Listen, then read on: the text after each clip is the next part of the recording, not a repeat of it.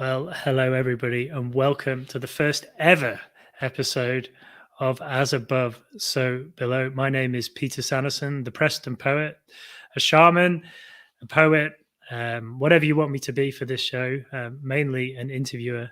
And today we've got a really special show because we're going to be speaking to Amy Bird, who is an astrologer that I have got to know only in the last few weeks. She is a beautiful soul, and she is someone who not only has great wisdom of the stars and the planets and the moons, she also manages to apply it to people individually. And she talks and brings the wisdom out of people. And that's exactly what she did with me when I was desperately searching for an astrologer to replace Pam Gregory in my life.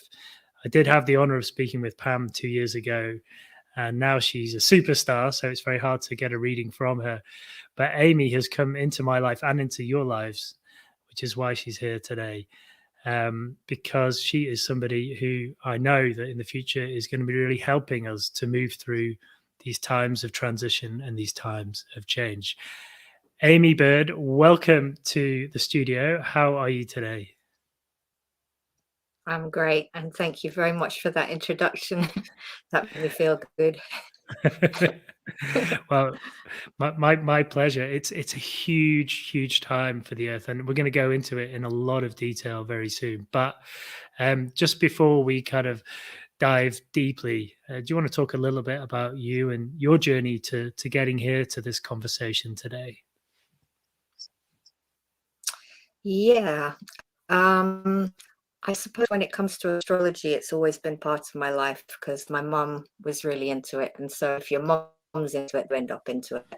So we talked a lot about astrology when I was growing up, and then I had a big break, when I was about 24 years old, and I was living in Philadelphia, and I knew I needed to leave Philly because otherwise my heart was going to get broken all over again. And so I asked my mom to find me an astrologer, and she, of course, found an astrologer is about evolutionary. So I went home kind of with my head held high, going towards my destiny instead of with my tail between my legs. Still heartbroken, but and then that kind of led obviously to me learning about astrology properly and embarking on my journey there. But then I suppose didn't really know what I wanted to do with myself after that, and ended up back in America. And then this is where kind of the subject of today comes in, I suppose. I had a very profound transformation, metamorphosis, life-changing experience where I smashed into a tree on the summer solstice of 2010. And I shattered my heel, couldn't work anymore. My whole life changed. I think at that point, I wasn't really living my potential. I was drinking too much. I was had a good life, did a lot of camping, but I wasn't living my potential. And I think Pluto, if we're going to be talking a little bit about today, Capricorn is our kind of purpose in the outer world, and Pluto is our soul. And at that particular moment, when I smashed into three, Pluto was forming a square as a challenging square off with my Pluto. So it felt basically like a massive kind of cosmic kick up the bum, really, and was an absolute life change. I then painted, didn't know how else to work because I was working feet before that. So it was really, that was what was needed for me to change and to look at myself and to experience the death of the old me, and then the rebirth of Amy, who then went on and painted more and also did readings for people at that point. That's where I really started to do the readings as trades. And so it really changed my life.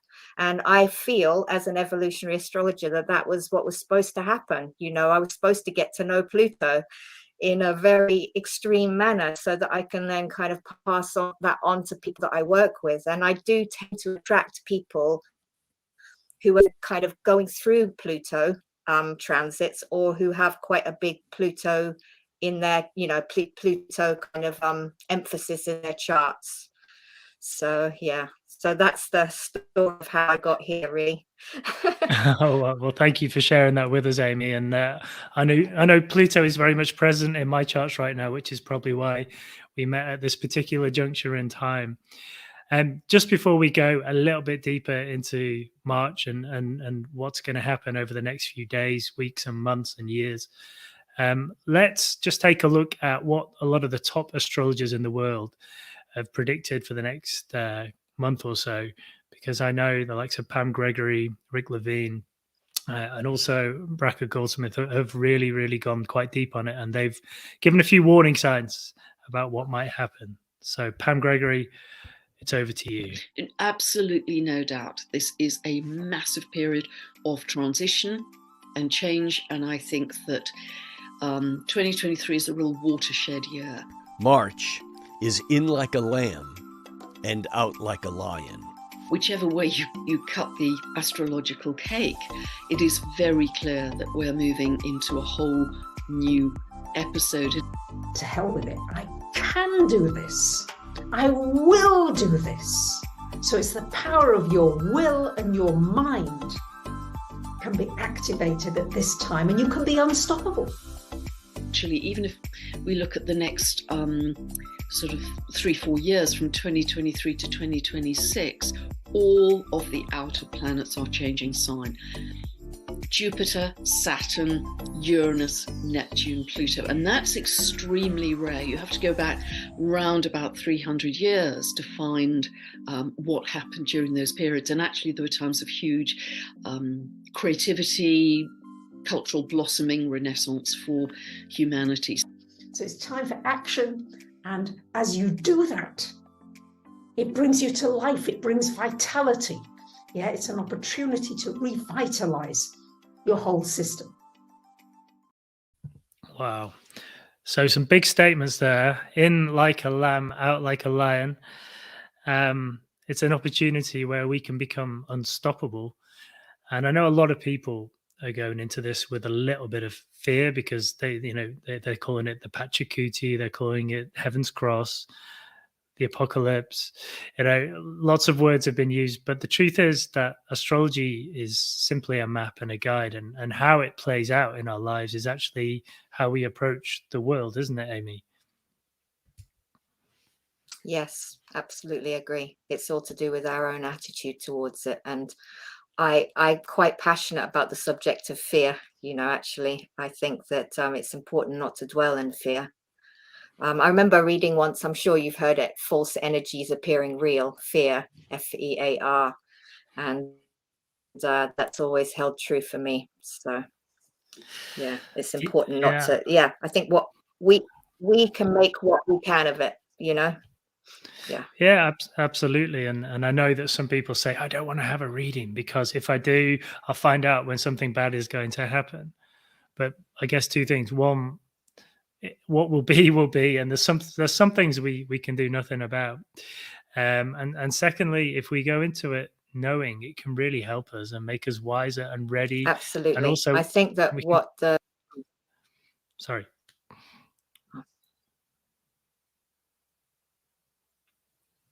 Okay, there's a slight delay. Yeah, I'm in France. I was just going to say that yeah, I was that I think that the beauty of the transits and the beauty of astrology is it gives us a guide. It's not about seeing something that's coming up and thinking, oh my goodness, what's going to happen, and this looks terrible, but more kind of thinking, well, assume the best and get ready for something that could be, kind of life changing, but also the beauty of astrology, it helps you to kind of make the unconscious conscious in a way, so that you know the energies that you're working with. So I see it very much as a guide, really, rather than an absolute. Yeah. Well, that makes me feel a bit better. So let's kind of move into the astrology a little bit more deeply. And here we are. It's the spring equinox. It's the first day today that I've worn shorts this year. I don't know if you're doing the same in England, but in France, I had some shorts on today. It was quite sunny. But what does it mean for us in terms of the way the world is going? I know, we're stepping into Aries here, and Aries is about growth, and it can be, quite a strong energy kind of Aries as we move into this. Yeah, I love the Aries energy, because it's kind of the pioneer in all of us. And I feel like today in particular, with new moon, it's the very, very first degree of the entire zodiac. So it's for it, there's a Sabian symbol that this woman called Elsie Wheeler channeled a whole load of symbols for all of the zodiac. And the symbol for today is a woman. I think a woman emerges from the sea and seal embraces her. And that kind of makes me think of like a shoot coming up out of the ground. But there's this feeling that the ocean, the seal is the ocean. So you don't know what's going to happen when you come out of the sea, but there's a sense that you're being embraced by the oneness at the same time. And so I think today is a good day to kind of birth something new, which is what we're doing, of course. Yeah, and Aries is that part of us that feels the fear and does it anyway. So the chance to birth something new. So, I mean, we've talked a lot about Pluto and Saturn in the discussions that you and I have had. And is it a combination of all these energies, which is why a lot of people are talking about this time as being a kind of new dawn for humanity? The interesting thing about it being Pluto and Saturn that are changing signs is that back in 2020, when we had everybody was going about the Saturn-Pluto conjunction, and a lot did change after that. That happened in January 2020. And so basically, now we've got, since then, Saturn has been in Aquarius, and now Pluto is following, and then goes into Pisces, and then Pluto goes into Aquarius, if that makes sense. So it's kind of like they're following each other, or Pluto's following Saturn. And, they are very heavy hitting planets at the moment, that this is Pluto, the planet of soul, of transformation, of, metamorphosis, of a death and rebirth. And it's going into Aquarius, the sign of, humanitarianism, community, and everybody knows about the age of Aquarius. But so there is a feeling that change is afoot. And Saturn very much testing planet, and it's very interesting that Saturn is the planet of karma and the planet of endings in a way, and is going into the last sign of the zodiac, Pisces. So it does feel like a kind of, in a way, a time of reckoning, where we're almost being asked to kind of like face the skeletons in the closet, personally and collectively. Well, it'd be interesting to see what happens, as they do this. I mean, Pluto in Aquarius, what might happen when this happens? It's kind of, I don't know. We've got the feeling of Aquarius is about kind of questioning the status quo and questioning the hierarchies. And we've just had Pluto going through Capricorn. And as it's been doing that, it's kind of been doing a kind of exposing the rot, kind of detox of the Capricorn structures of the world, the corporations, stuff came up while I was in Capricorn. Interestingly, about the Jimmy Savile stuff is that came up at the same time as Pluto was in Capricorn, and Saturn, which is the ruler of Capricorn, Pluto sign.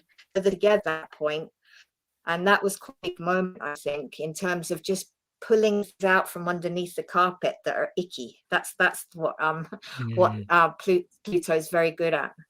And so now I think we've very much had a plutocracy growing, and I looked up. I thought plutocracy. We're in a plutocracy, really, and I looked it up, and that is basically about people with wealth having the power, and that's where we are.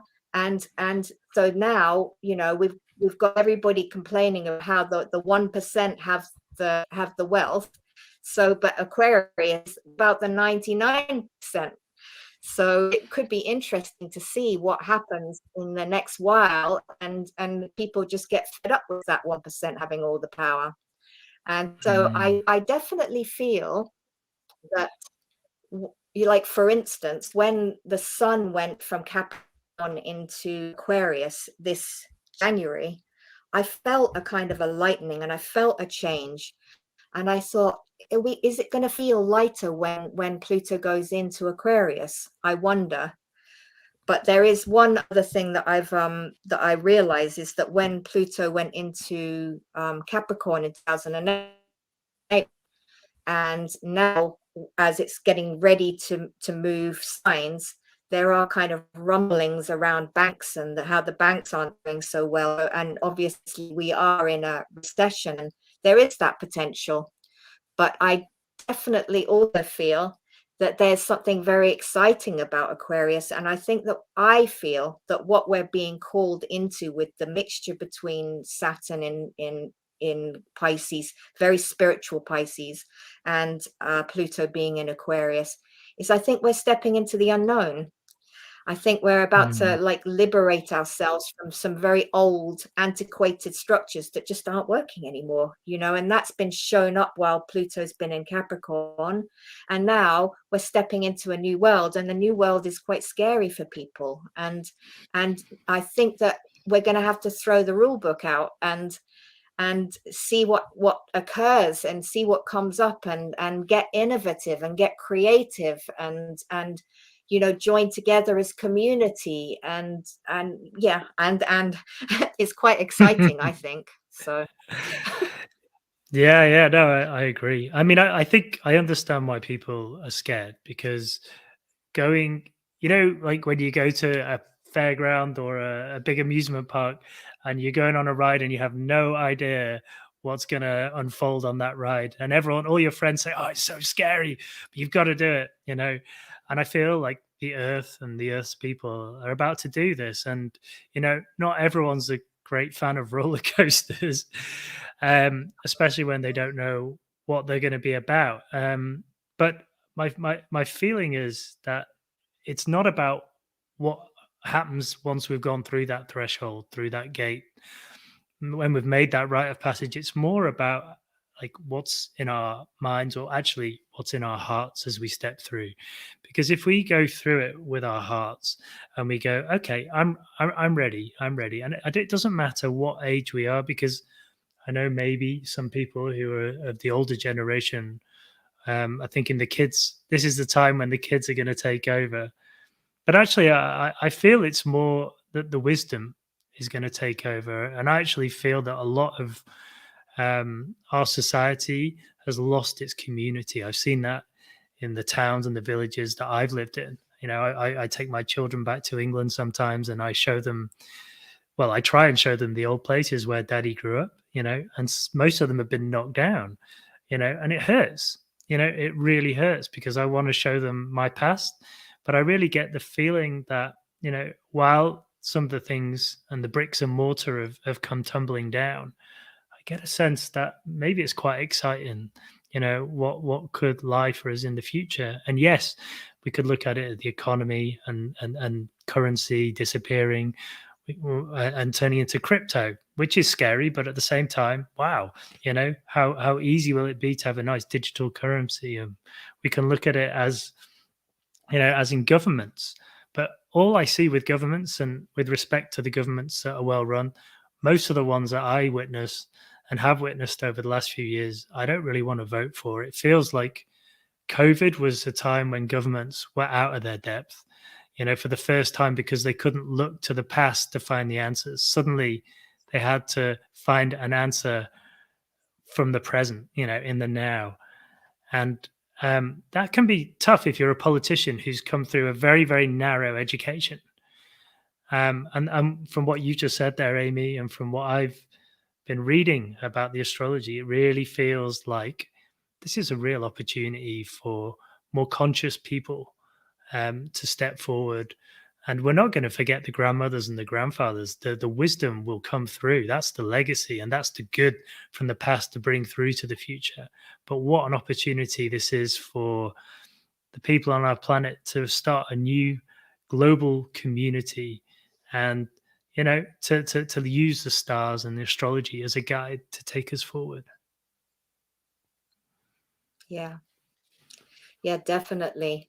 And it's interesting how I was thinking about, the World Wide Web and technology earlier, because Aquarius does rule technology, and thinking how on the one hand it joins us all together, and it means that you and I can have a conversation and we can find our tribe, in a way through that you wouldn't have been able to. But then on another level, as you were talking about, kind of community has kind of fallen away on a more local level. And, I think that, children, when it was less kind of global and everybody was kind of stayed together, the kids would just go off and run down the road and hang out with grandmother or friends or people in the community, and it would give the parents a bit of a break. And that I think that way has changed in recent times, and it's sad to me, but that is the modern world that we live in. But an interesting thing about the whole kind of COVID thing was a lot of people came home at that point. There were quite a few people that were living away that were like, oh my goodness, I need to get home. So I think that changed a lot in terms of where we are now. But another thing that it did was means that a lot more people are working from home, working through technology. But then there's a beauty to that, which means that I could potentially go and work anywhere in the world. I could be a digital nomad, and I'm not tied to anything. So there's pluses, and there's the shadow side of everything, and then there's the beauty of everything. And I think that the thing about I guess Pluto going into Aquarius is that I think we had Saturn in Aquarius kind of meant that a lot more people worked from home. Technology has become more and more and more advanced during that time. It can also be used as a form of control. That's the Saturn's part of it.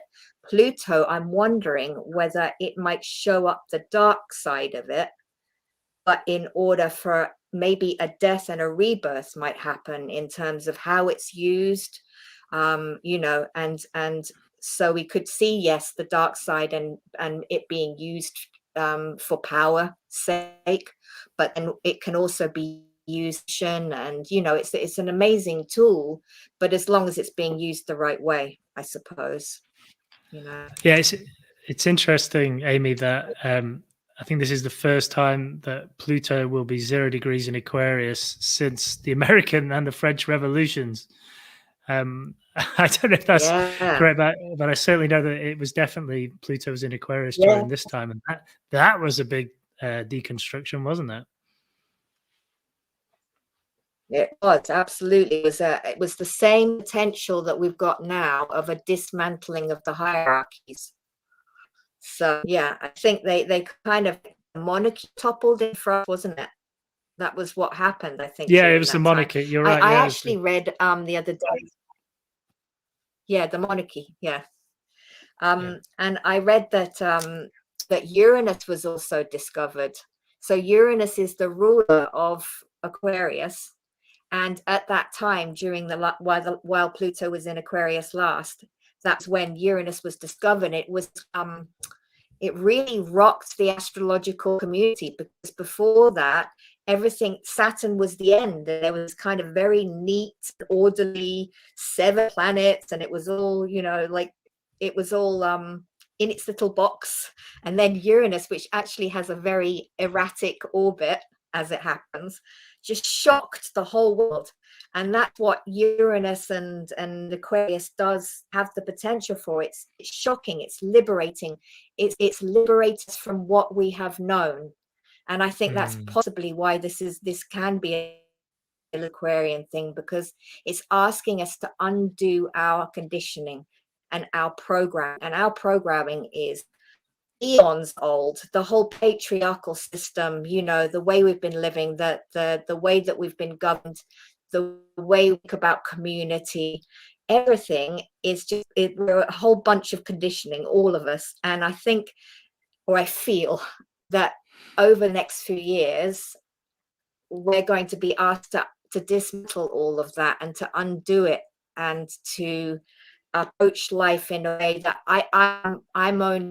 I'm sitting here talking to you going, I don't know how or what's going to happen or what it's going to look like, but I know that it's important not to live in fear and to roll with the punches, and that it's actually got the potential for undoing some really unnecessary and unhealthy conditioning.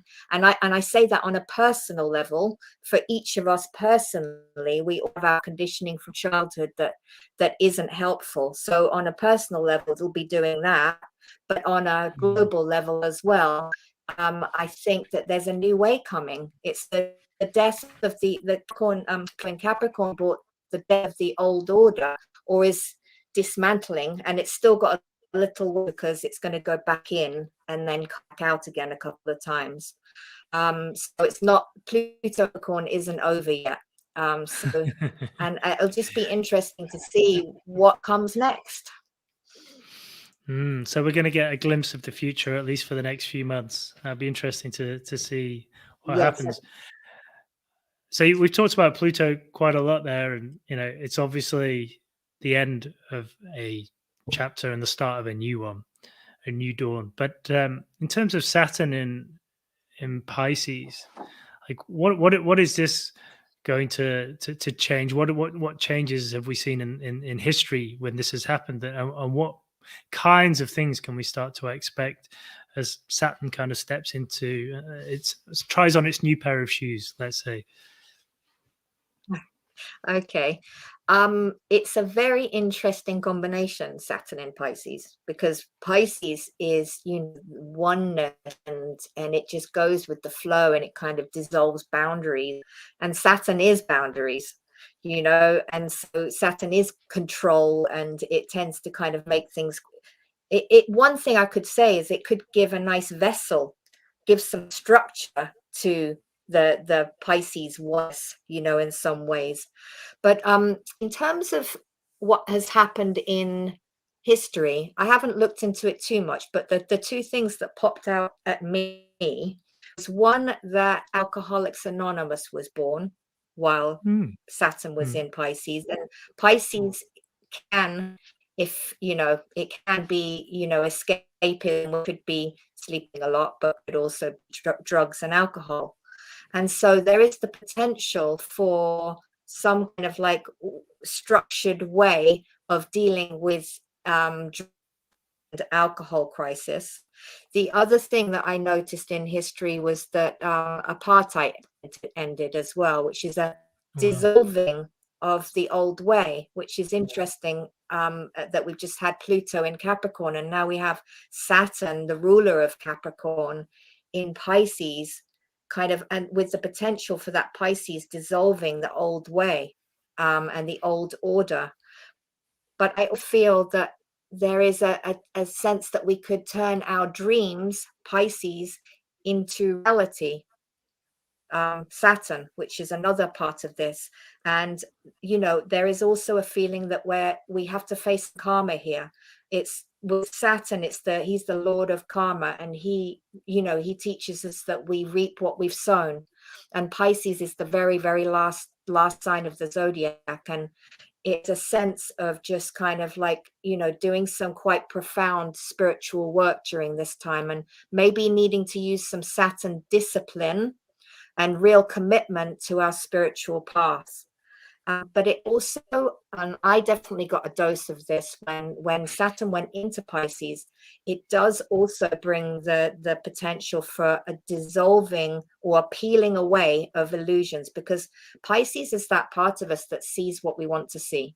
It's the part of us that, like, really enjoys our ideals, our dreams, our fantasies. And sometimes we don't see reality as it is. And that's where Saturn comes in, and it peels away that illusion. And that a reality check can be difficult, but it's better to not be living under illusion, I think. So in that respect, it's good.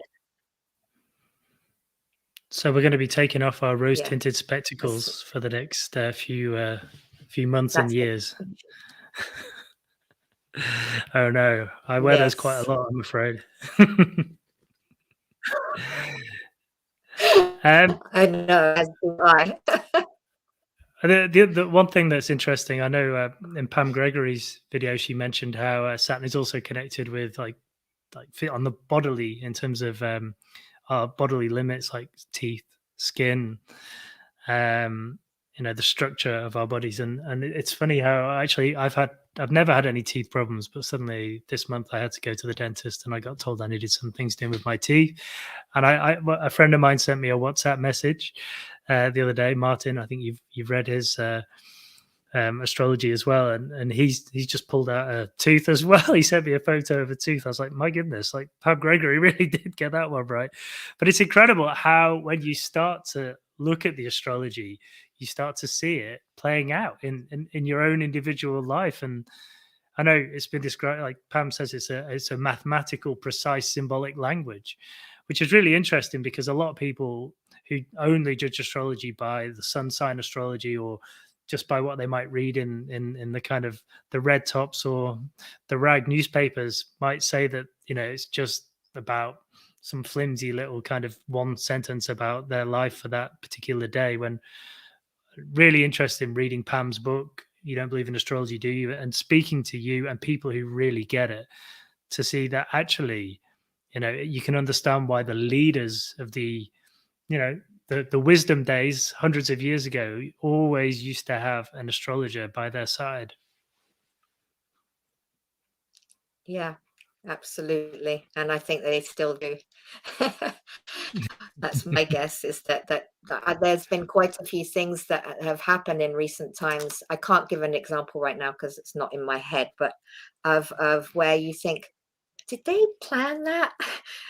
It just seems like a bit ironic that it's happening just on this particular day of astrology, so that you wonder whether, the people that are running the show maybe do have the use of astrologers, but I think that astrology's also been discarded and discredited in recent times. But I actually, until recently, I think the birth of the blog, in a way, and what we're doing here, I think is giving people more sense of how the astrology applies to our actual lives and what's going on in the world. And so I think that people are starting to kind of really have a deeper look at it and understand it more. That's my sense anyway. Yeah. Well, I hope so. By the way, sorry, I almost lost a tooth on Sunday. All right. I think Okay. So we're all at it. But... So if there's one thing to take away from watching this show, it is go to the dentist before it actually happens. Well, actually, I did some research, Amy. You'll be proud of me, because I'm not an astrology expert, but I got that book that you recommended me, Meg on the Moon, to do my astrological research. And I also wore a T-shirt today for you, which is, you can't see it because I don't want to get naked, because then we'll get banned from YouTube. But it's got all the planets, But the sad thing is, it goes all the way down. As I counted them out, it was like the Sun, Mercury, Venus, Earth, Mars, Jupiter, Saturn, Uranus, Neptune, and I was like, "Where's Pluto?" And it's a T-shirt I bought in France, and it would appear the French have have officially banished Pluto. You're not even allowed to have it on a T-shirt these days. So yeah, I'm sorry about that. I know Pluto is your favorite planet. Oh, Pluto. No, just getting back Yeah. to being a bit more serious. So we're going to have six planets in Aries. I think very, very soon, if not already. Like that's a lot of planets in Aries. How does one sign deal with that, and what will that what effect will that have on us?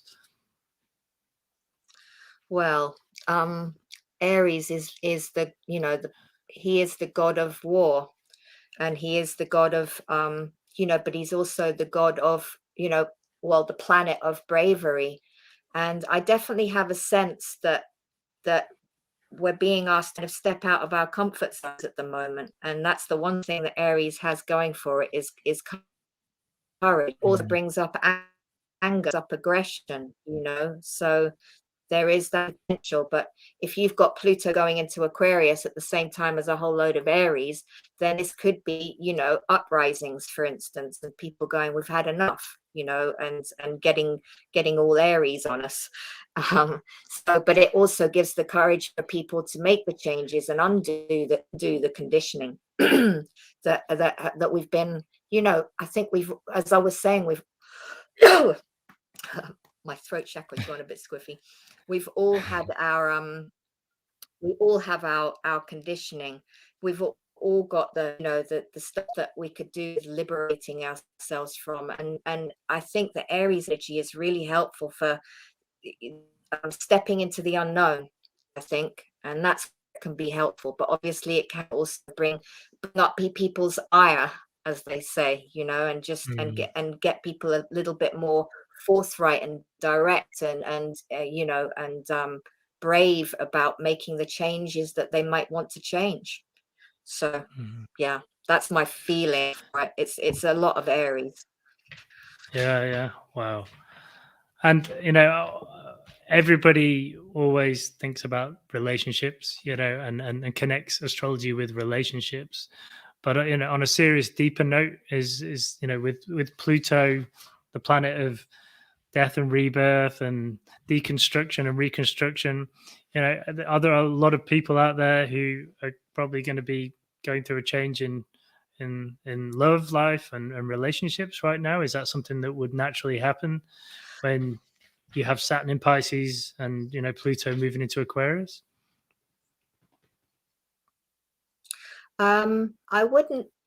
I think that we've already been through quite a lot of relationship changes in the past few years, with Saturn going through Aquarius and, people be living on top of each other.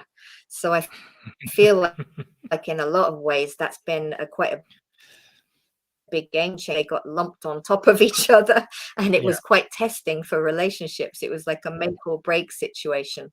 So I wouldn't say that Pluto and Saturn are going to change relationships per se, except to say that it's undoing some of our old conditioning, and that also involves around relationships. And I do wonder whether there's a new way of being and coming, and that involves how we relate to each other. And I think that there's we've got caught up, I think, in this. Well, it's been changed a lot in recent, and there's this convention of relationship and how you're supposed to be in it.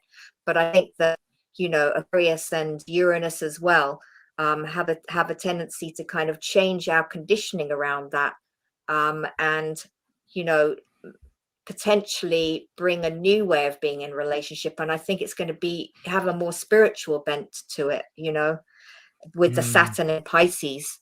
And we'll just see what happens with it, and see, I think it's about finding our own way of being in relationship versus what society or our parents or our conditionings taught us to be, or think that relationship is. I think we all have our own unique way of being in relationship, basically, and it's about finding that and living from an authentic place.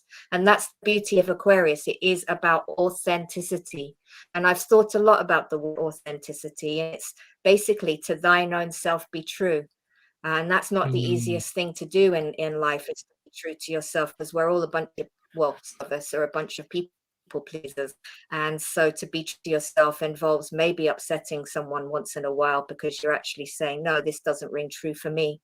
And that includes relationship, I think, that we've got, I think there is a new way of being in relationship that's on the way or is unfolding, but that involves undoing our program around it. Wise words, Amy. Thank you so much for that. Yeah, as you were saying it, I was thinking, yeah, I guess we've been through it with COVID and everyone's been on with each other. And that was when the breakages happened and dismantling. But I was thinking perhaps now we've dealt with the problems with our partners or haven't dealt with them and we've moved away or moved into a new time. Perhaps we now have to start dealing with ourselves and actually looking ourselves square in the eye and I guess one of the answers and the ways of dealing with that is to become more spiritual and to really ask the questions: why am I here on this planet? Who am I? Who do I need to be? And authenticity, I mean, if there's one word that I would maybe truth, but authenticity over the last 2-3 months for me has just come up at every fire I've had, at every situation with work. And I've had to learn to be honest to people. I've had to learn to speak my truth. And as an English guy, sometimes, like you say, we're people pleasers. Sometimes it's difficult to do that. But I mean, it's something that I've got better at, but it's not easy. But what I've learned is that when you are authentic, even if people think you're a bit weird, it's okay, because you're being yourself. And I got bullied as a child for writing poetry. I got, a lot of teasing because sometimes I was a bit sensitive. And, so I changed. And now it's taken probably 25, 30 years, but here I am and I'm actually being me. And I am a poet, whether they like it or not. And I am a sensitive human being, whether they like it or not. And, if people are really your friends or your family and they love you, man, they'll support you through it. And it's not easy as a child to accept that. But, as an adult, I feel like that's been one of my deconstructions of myself. And it's really helping me move forward as a human being. I don't know about you and what your experience of that is. Yeah, I think I was thinking when you were talking about how Aquarius and is basically, it's a kind of I was talking about it undoing it, but what it does is it takes us back to who we really are, and that who we really are is that little spark that came out of the womb.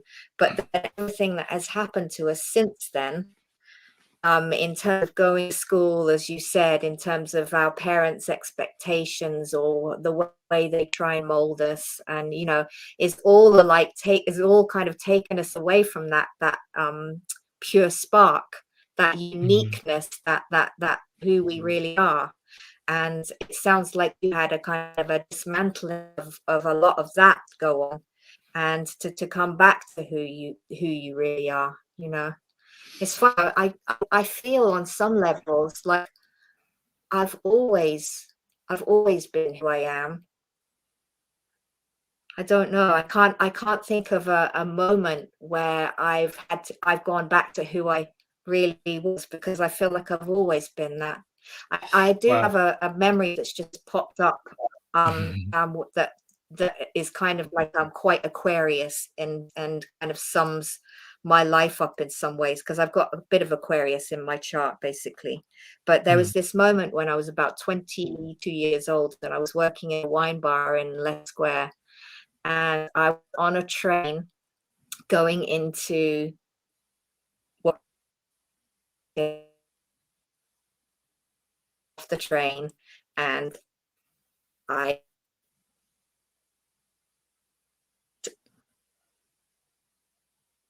and grungy. I think it was summertime.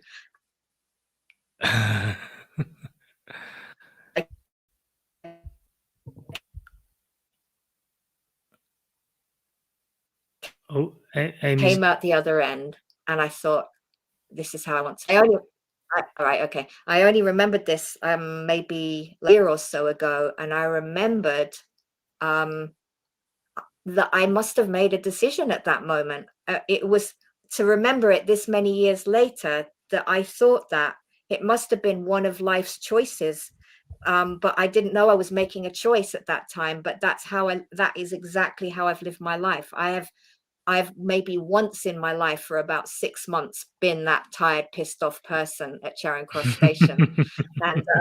And for most of my life, I've lived the way that I really want to live.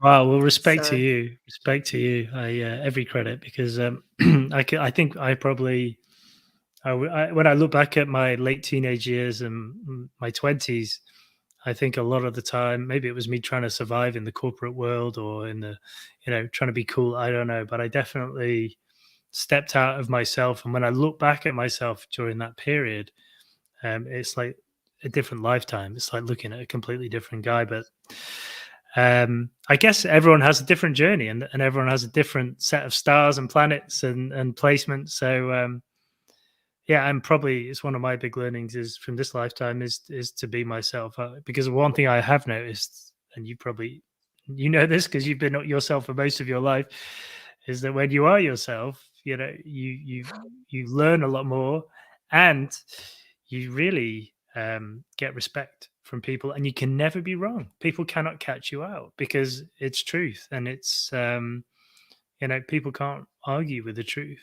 So wow. Well, Amy, it's been really amazing speaking to you. I don't know if there's anything else that you would like to add before we disappear into a poem, but yeah, I want to thank you for your time, and on behalf of everyone around the world who's watching this. Most people probably watching it on playback because there's a bit of an awkward hour for a lot of people are working now and whatnot. But really, this is just the first chapter in a long book, I believe, in As Above, So Below. But thank you for helping us through the last few days and the last week of March, and also helping us to step into the future and embracing Pluto and Saturn in a way that we can treat them as an old friend instead of an enemy.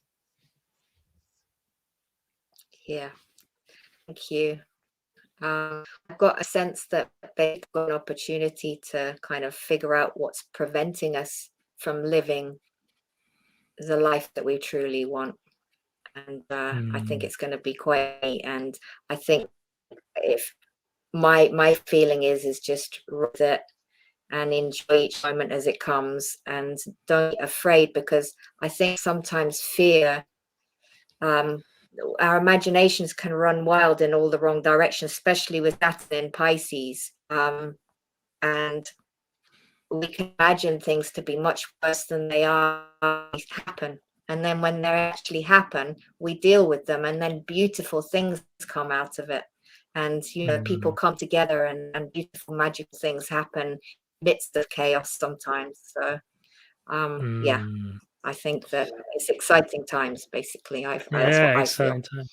Exciting times. And that is what the shamans would say is the Jaguar energy, the energy of the west direction. That's the, going to the darkest part of the jungle and actually discovering there's great treasure there behind it. So I guess different languages, but the same message there.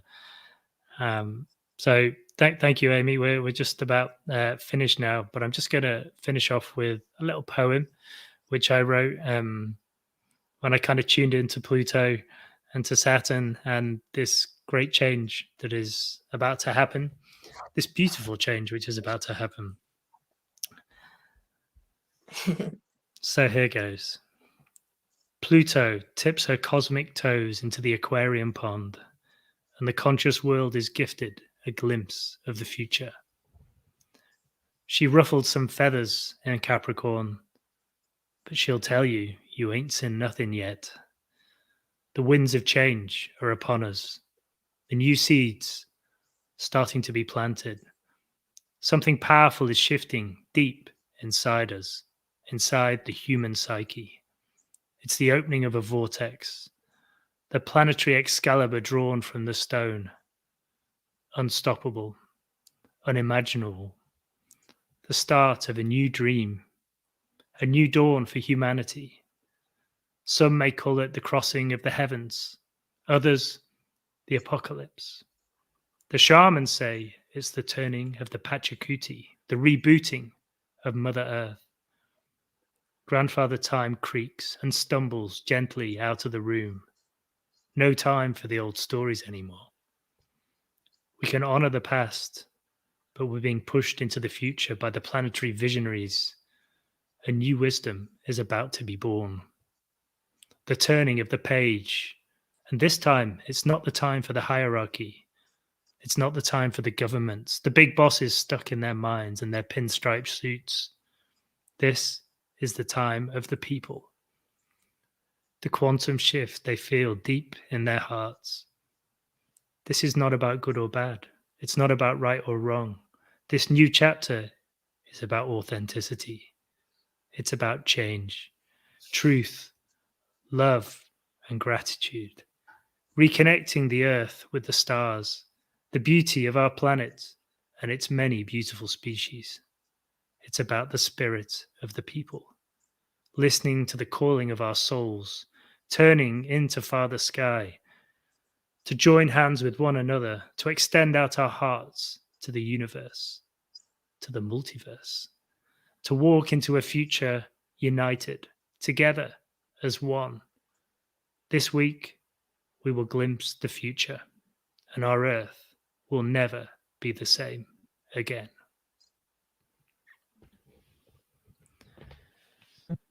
Amazing. Thank you. You have to thank Pluto for that.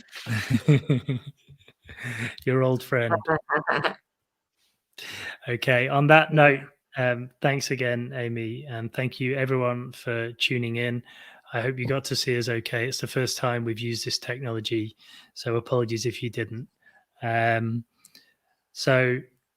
like to thank as well as Amy, Pam Gregory, Rick Levine, and also Bracker Goldsmith for letting us use their content. And we'll be doing more of this in the future. So please leave your comments below and subscribe if you can. And enjoy the new dawn of time, because this earth will be beautiful, but it'll never be the same again. Thank you and goodbye.